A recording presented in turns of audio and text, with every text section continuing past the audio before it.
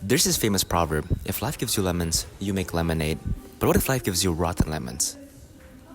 Blame the government. Welcome to Blame or Not to Blame. My, of course, end project for this semester, and of course, an introspection towards the video that Penny gave us. Because that's what people usually do, right? When people are dealt bad cards inside of a poker game, they blame the dealer. But in an ideal poker game, you use what is given to you. What does philosophy say about the underprivileged? In this video Penny gave, there's a great emphasis on how there are many people in Jakarta, of course seemingly in poverty, even though Jakarta is seemingly rich and abundant and modern and industrialist. But in reality, there is a great disparity within the low socioeconomic regions inside of Jakarta compared to more privileged areas. This video also enunciates or gives a little bit of an assumption that the government is of course corrupt when they're talking about Pilkada and whatnot, because the candidates only want to help those impoverished when Pilkada comes or when elections do come, to sway the underprivileged and of course the impoverished to actually vote for them. And of course in the video, impoverished people want lapangan kerja or opportunities to work, and they don't have places to throw their trash away, hence they throw it in the river. But this begs a big question, because there are actions that they can actually take to lessen the impact because of the government not actually helping them, right?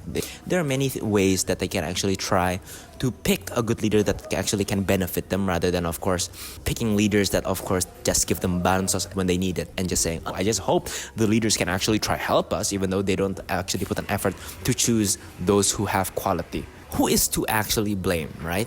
The impoverished people themselves or the government? Let's see through the three schools of thought brought by Plato, Socrates, and Aristotle. Yummy! So Socrates says, oh yeah, the unexamined life is not worth living, and hence he pushes the idea of the healthy soul by, of course, anchoring the government to virtue and knowledge. And there's a moral obligation to help the weak.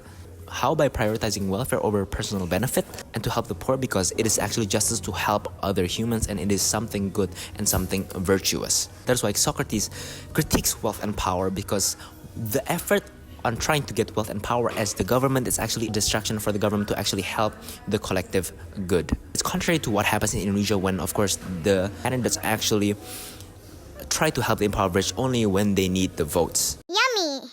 Plato also says the philosopher kings should actually rule more justly rather than democracy, because democracy is too chaotic and not good, because there's a tendency to prioritize those in power or those who are wealthy. And we can see this happening in Indonesia, where massive corruption happened.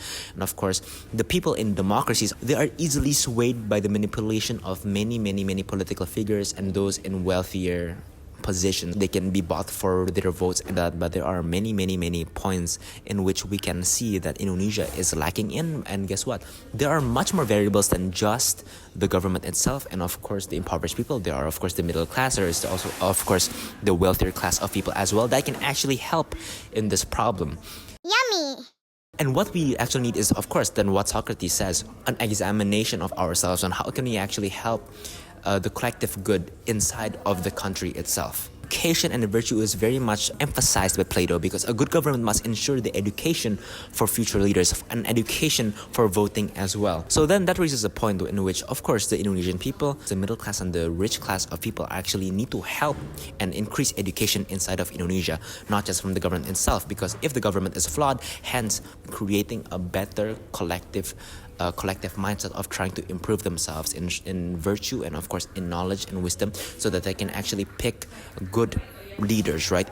It's like a chicken and egg thing. Should the government be cleaned first so it can support the people, or the people should be cleaned and should be improved first so that it may actually help the government? The point is, blaming should be done substantively. When we see Indonesia currently in the landscape of the video that was given, who should we blame? Yes, there is points to blame towards the government. Yes, of course, the government is lacking in many parts, but then again, us as privileged people, or of course the middle class and the upper class of people, should help the underprivileged to actually get knowledgeable. We must actually examine ourselves and of course better ourselves for the betterment of the whole. Yummy! Marta, what if life gives you rotten lemons?